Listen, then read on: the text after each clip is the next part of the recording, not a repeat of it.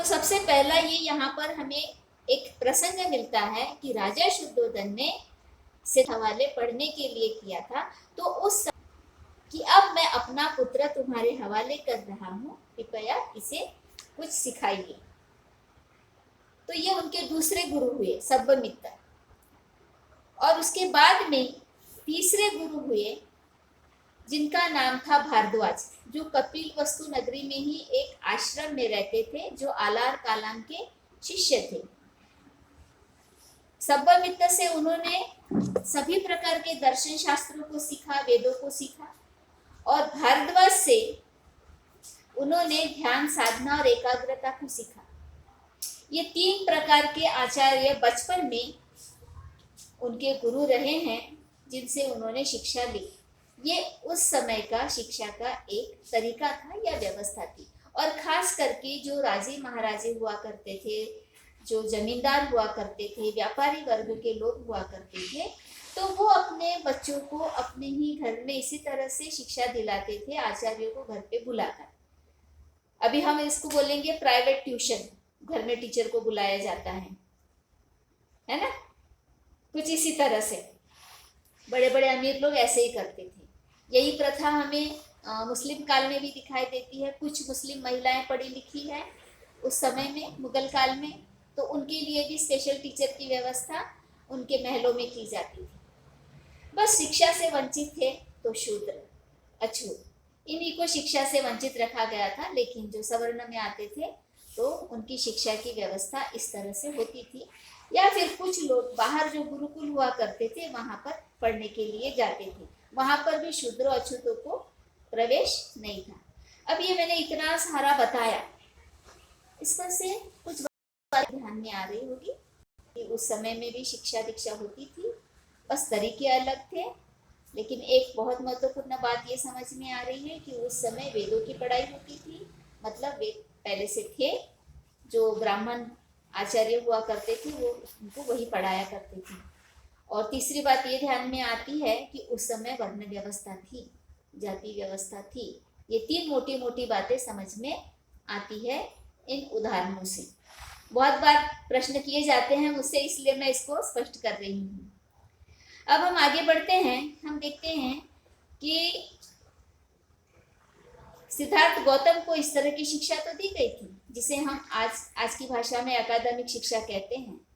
इसके साथ साथ राजा शुद्धोधन ने उन्हें सैनिकी शिक्षण भी दिया था, क्योंकि क्षत्रिय परिवार से थे, इसलिए उन्हें जरूरी लगा कि उनके बेटे को सैनिकी शिक्षण भी दिया जाए। और वो उसमें भी बहुत निपुण थे। और भी दूसरी किताबों से मैंने जानकारी ली है, तो उसमें ये पता चलता है कि उन्हें गणित विषय में बहुत रुचि थी, उन्हें संगीत विषय में बहुत रुचि थी, उनकी अच्छी पकड़ थी। वो बांसुरी भी बजाना सीखते थे, बांसुरी भी अच्छी बजा लेते थे। ये मैं एक्स्ट्रा जानकारी दे रही हूँ जो इस किताब में नहीं लिखी हुई है। और इसके साथ साथ सैनिकी शिक्षा में भी वो निपुण थे। लेकिन शुरू से ही उनका जो स्वभाव था बहुत करुण था। बेसिकली वो स्वभाव से बहुत ही नम्र और विनयशील थे। एक समय का एक प्रसंग है, बड़ा अच्छा प्रसंग है, जिससे कि हमें उनके व्यक्तित्व निर्माण की जानकारी मिलती है। वो ये है कि एक बार वे अपने पिता के खेत पर गए थे, जहाँ पर कुछ समारोह मनाया जा रहा था। खेतों की जब ये खुदाई होती है ना, बीज डालने से पहले, उसका समारोह। तो वहां पर उन्होंने देखा कि बहुत सारे मजदूर खेतों में काम कर रहे हैं, हल चला रहे हैं, और उनके बदन पर कोई कपड़ा नहीं, और उनका शरीर के साथ तांबे जैसा लाल हो रहा है, क्योंकि उनके ऊपर सूरज की जो रोशनी है वो पड़ रही है, तेज धूप है।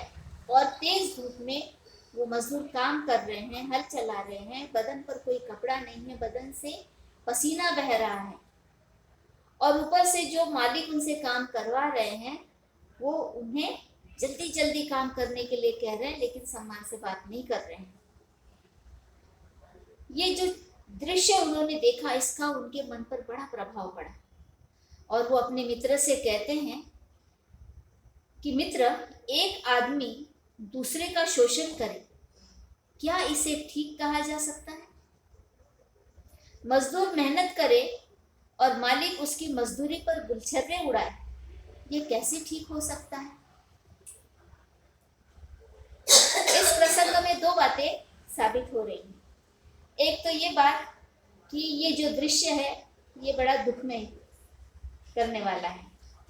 एक संवेदनशील इंसान इससे दुखी हो सकता है देखकर।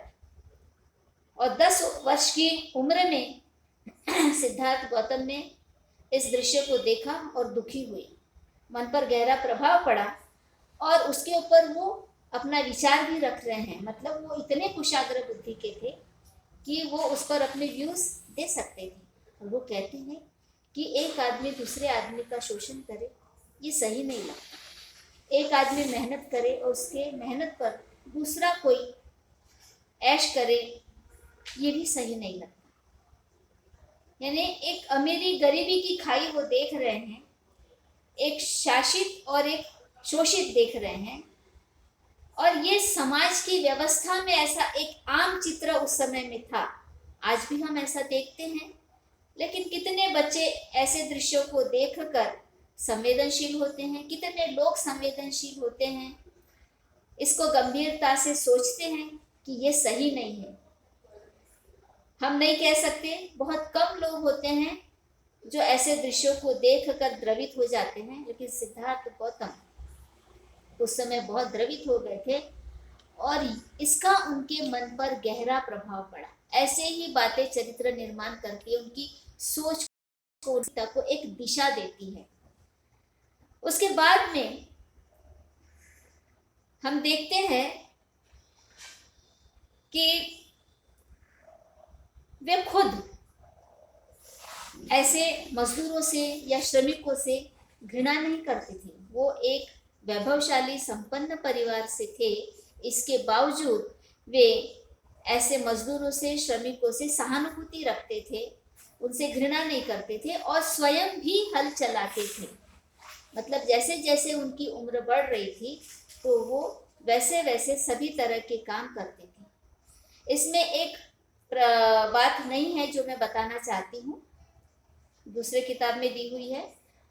उसमें ये भी बताया गया है कि जब जमीन को खोदते हैं, खेत की जमीन को जब खोदते हैं मजदूर, तो उसमें से कीड़े निकलते हैं। हम सबको मालूम है उसे क्या कहते हैं, केचुए कहते हैं शायद, जो जमीन को उपजाऊ बनाते हैं। तो वो जब निकलते हैं तो कुछ कटते हैं, मरते हैं हल से, और जैसे ही वो कीड़े ऊपर आते हैं वैसे ही ऊपर से जो बाज है, बाज कहते हैं या क्या कहते हैं, बाज चिड़िया पे ले जाता है ना? नहीं, पहले चिड़िया आती है, चिड़िया आती है और उस केचुए को अपनी चोंच में दबाकर उड़ती है और उसके बाद में फिर ऊपर से बाज आता है और वो चिड़िया को अपने पंजे में पकड़कर लेके जाता है। ये साइकिल देखो कैसा है। एक इंसान अपने भोजन के लिए क्या कर रहा है, खेत की जुताई कर रहा है, जमीन को खोद रहा है और जमीन में जो पलने वाले कीड़े हैं वो इसकी बलि चढ़ रहे हैं, मतलब वो मर रहे हैं।